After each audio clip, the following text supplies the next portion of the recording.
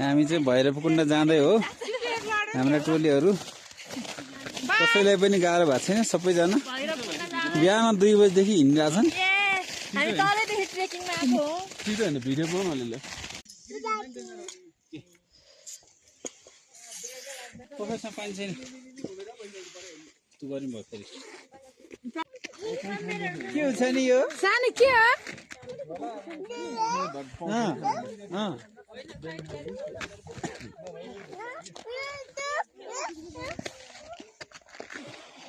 अहिलेको अवस्था ढलेर म जान्न होला भनेर खेलेको अवस्था। बाबुलाई हेलो गर न, यता यता यता हेर न,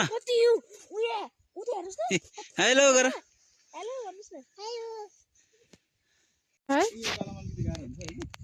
सानो यता हेर सानो मान्छे हिँडिरहेछ है। हामी हिँड्दा नि अगाडि बोक्न नहुने नमान्ने हिँड्नै पर्छ अरे उसलाई।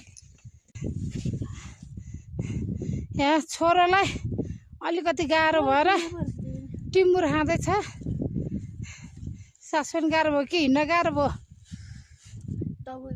टाउको दुखेर चिसोले हिउँ खेले तल, त्यही भएर अहिले टाउको दुखेको। हेलो, अब हाम्रो सानी नानी सुतेको 50 रुपियाँमा चाउचाउ किन्यौँ। उहाँ 20 रुपियाँ, 10 रुपियाँ बिस्कुट 30 रुपियाँमा किन्यौँ। By high. हामी विशेष गरी भैरवकुण्ड जाँदैछौँ। अब लगभग आइपुग्न थाल्यो। अझै 1 घन्टा हिँड्नुपर्छ। अझै 1 घन्टा हिँड्नुपर्छ र हामी 2 घन्टा भयो। ल अब हामी कुण्ड त गएर मात्र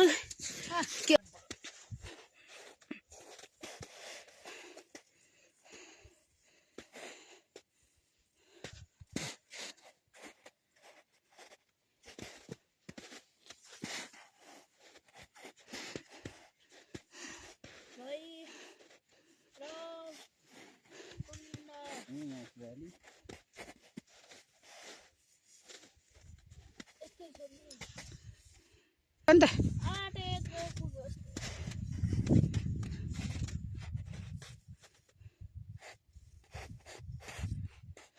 भैरवकुण्ड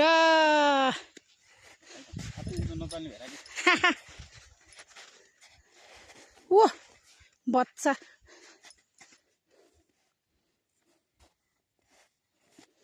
R+A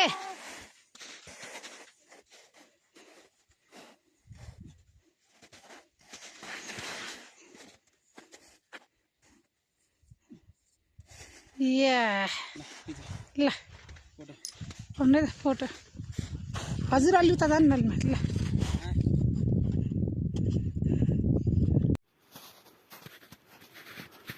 बिस्तारै बिस्तारै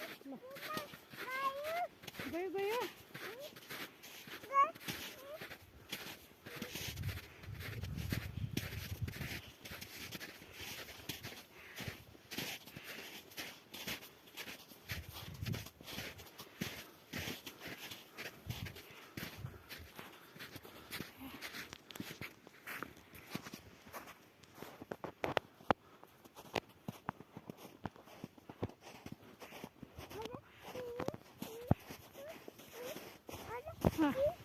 अझै 2 वर्ष पुगे होइन।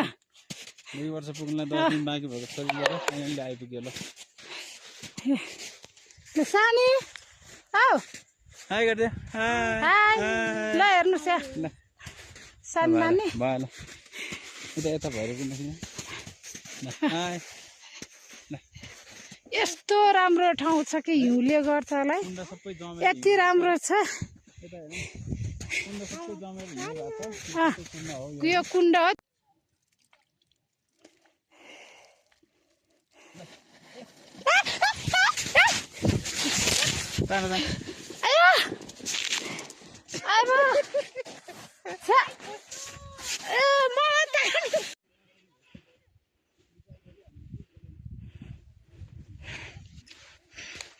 हामी चाहिँ अहिले भैरवकुण्डबाट फर्किँदै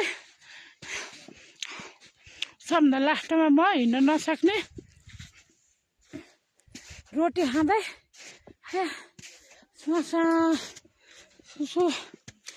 हो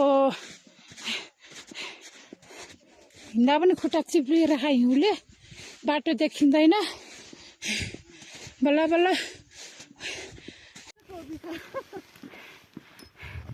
हेलो हिउँ पर्यो अब खुसी हुनु कि खुसी हौ भने आउनु बाँकी छ के गर्नु दुखी हौँ भने रमाइलो पनि लागिरह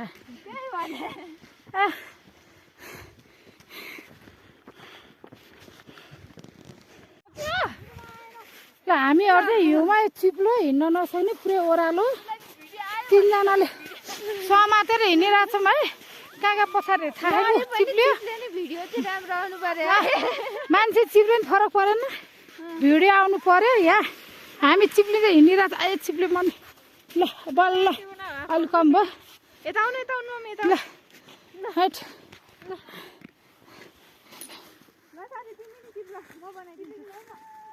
ल मैले फोटो नि खिच्दिएँ ए नानी चिप्लिन रेडी भएर बसिरहेको छ है ए हामी आउँदैछ ल हामी पानी पर्ला पानी पऱ्यो भने फेरि हाम्रो कुन हालत हुने थाहा छैन हेलो ल चिप्लिँदै हिँडिरहेको छु है हामी ओहो आफै चिप्ल्यो